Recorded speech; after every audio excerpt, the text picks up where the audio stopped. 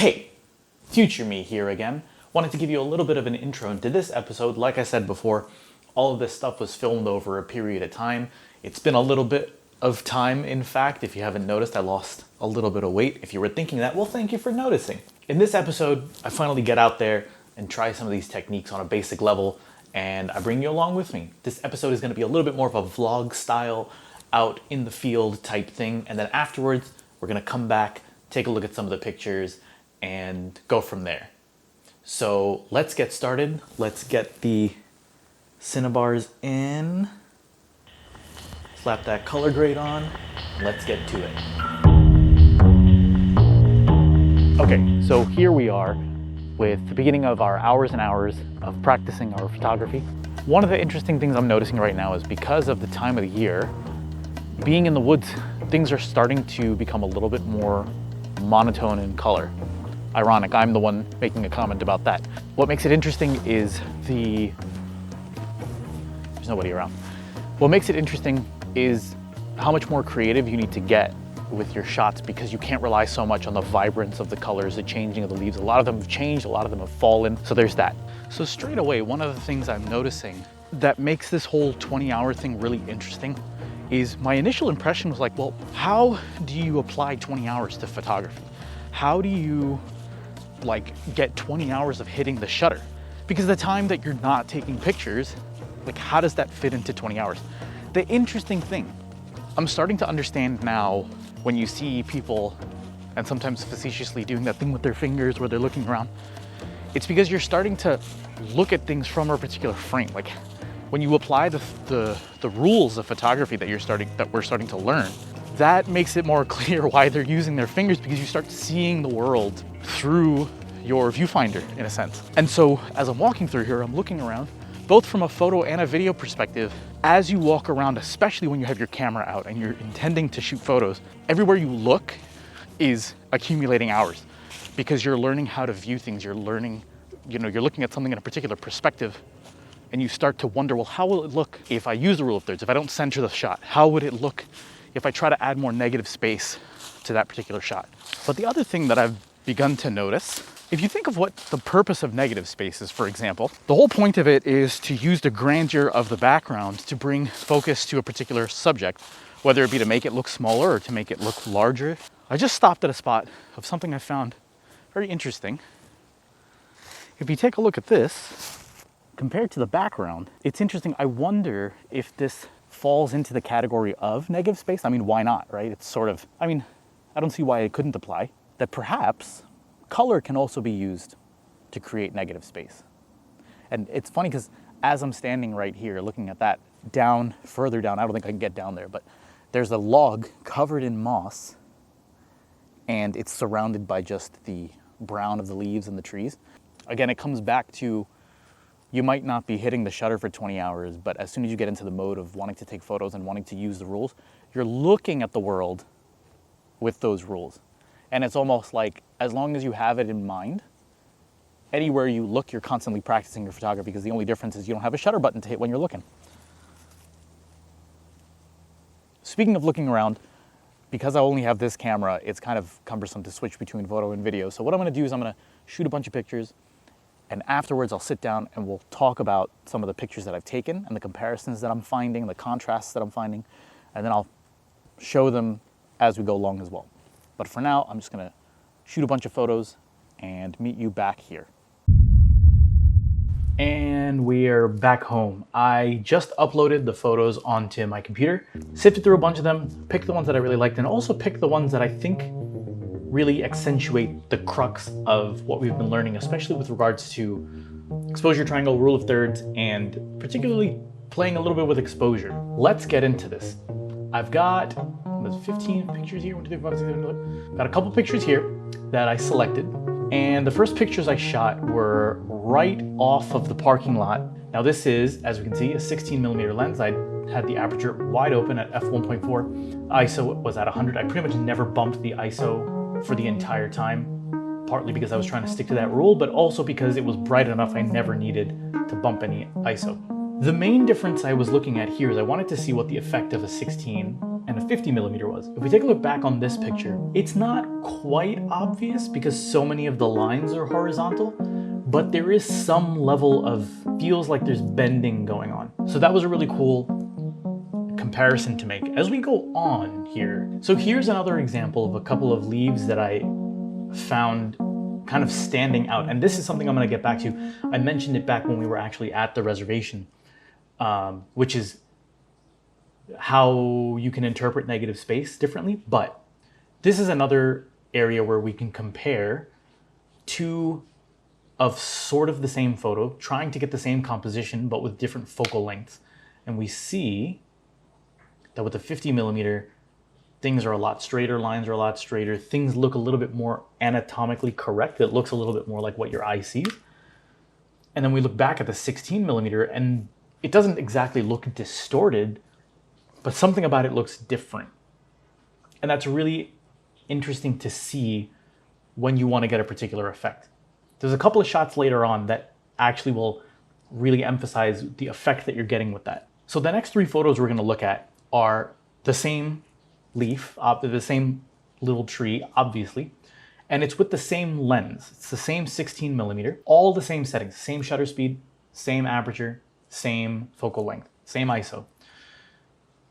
Here is where perspective and angle and also the rule of thirds comes in. What I really liked about this one, when I came across this, I was walking through brown. Everything was brown. The trees were bare. Everything was on the ground. It was all one shade. It looked like there was a color grade over everything outside. And then you walk by this one little red small tree and it just stands out.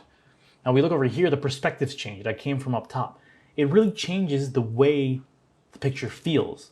It sort of dwarfs the tree. It also looks less interesting, in my opinion, from here. And I think the reason is because that's how you see it when you walk by it. That's just a mimic of real life. If we go back to the first of the three pictures, this brings more grandeur to it because you're looking at it from down below. Now with the third one is where I tried to bring in perspective as well as the rule of thirds. And this almost, in my opinion, almost makes the tree look like it's looking at me, like it's alive. It feels, I don't know, it feels more like a person. It's hard to explain, but I think that's really cool. And what I was saying in the previous lessons about how if you shift the composition a little bit and apply the rule of thirds, you're getting the same background, but the composition is different. So it's almost telling a different story. You're focusing maybe on a different area, or if it's not focusing, like in this example, there's nothing really in the background to focus on, but by giving the background more room, you're giving the background a little bit of context. You're giving it a voice. Now here is where things get a little bit more interesting. I actually switched to the 50 millimeter. And again, you can sort of tell that between the two, it feels like the center of the picture, where the center of the lens is more prominent. Feels like there's more depth.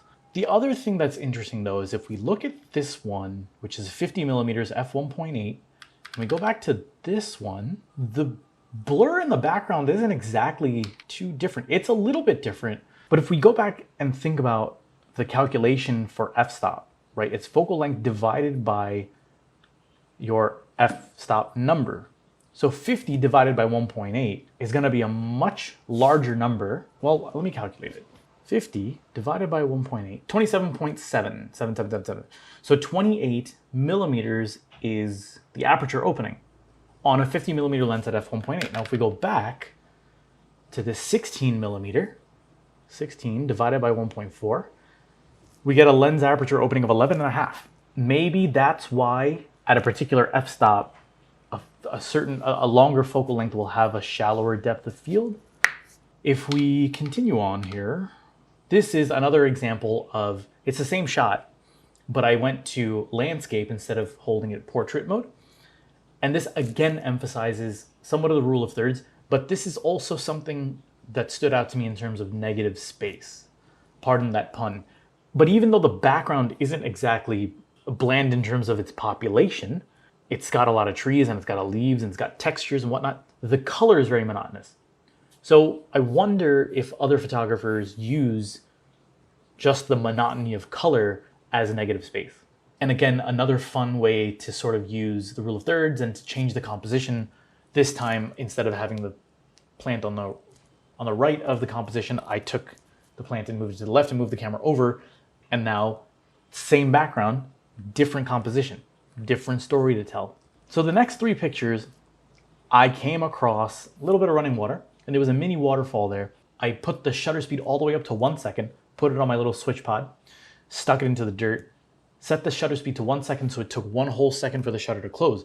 So all of the water that moved from one place to another within 1 second, that movement got captured. Because I slowed the shutter speed down so much, there was a lot of light coming in. So to compensate for that, I balanced it out by dropping the aperture opening or increasing the f-stop. I went all the way up to f22. That's the max that the 50mm lens would even go to.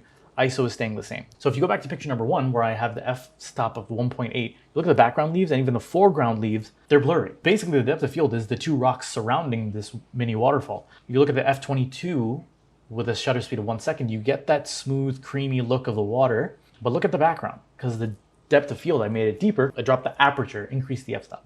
And now for the final 2 shots, I actually got these as I was leaving. So I saw a good opportunity to sort of use a very basic version of leading lines. Okay, second to last shot, it's a path leading out on my way out. Because of the fact that the sun was coming towards me, I needed to sort of decrease the amount of light coming in.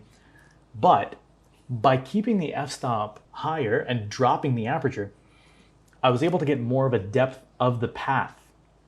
So that's something I had to think about when I was taking the shot, because the first shot I took of this was on a really high, wide open aperture. I think it was at 1.8. Aside from being blown out, which I fixed with the shutter speed, I noticed that getting the full depth and the full drama of the path was getting ruined because it was blurry by the time it got to that point of the path. But more interesting than that, take a look at pretty much the same path on the 16mm. This was a little bit further down the path as I was walking. It does help that the path is cleared out with the leaves. You can actually see the pavement. But look at how much more dramatic the path is. It makes it look further out. It's more conical. You get that bending effect, right? You get just a different perspective with a wide angle lens. This looks more dramatic, and you get those leading lines as well. You get the power line up top, you get the trees forming the path, and the path itself leads out. One of the other things I thought was very interesting, as I mentioned earlier in this video, when I was over at the reservation, the first impression was, how am I going to quantify 20 hours of taking photos, right? Because if you say that every time you actually take a photo, that counts for the 20 hours, but that's like split seconds. Look at the shutter speed. How do you accumulate 20 hours of that?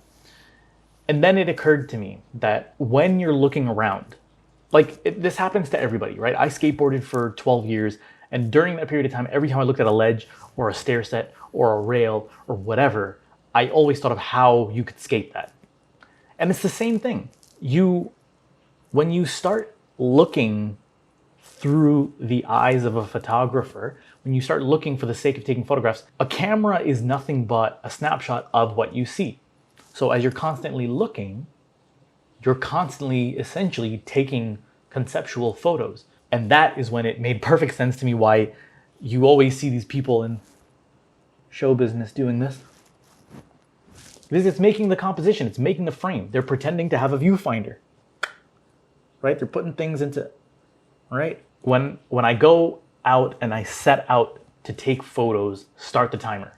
Because everywhere I'm looking, I'm thinking of the rules, I'm thinking of perspective, I'm thinking of all these different things, and then I shoot the photo.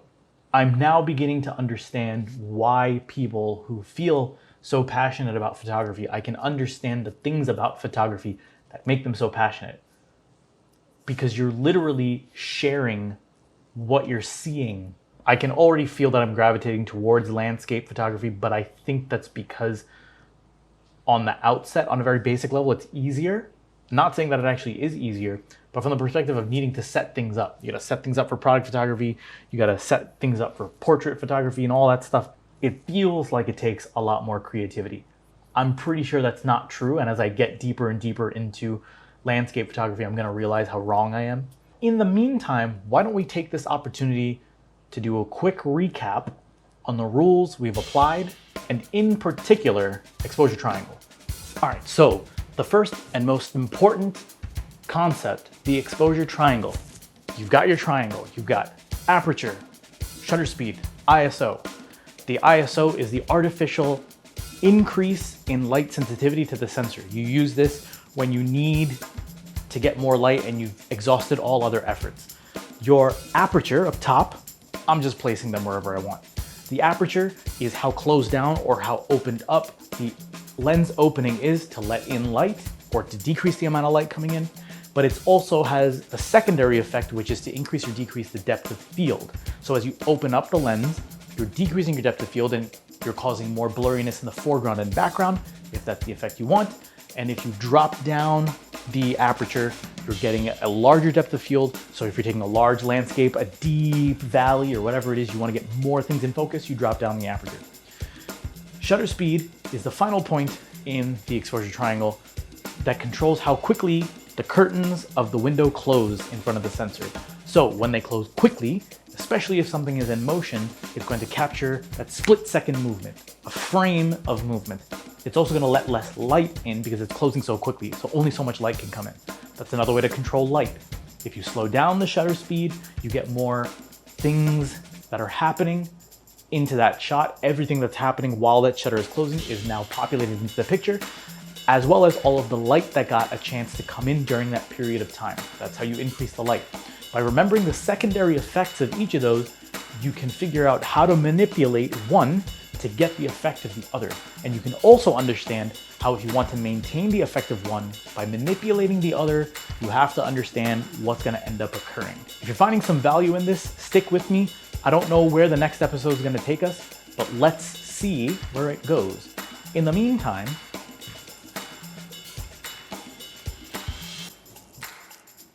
time for pie. See ya.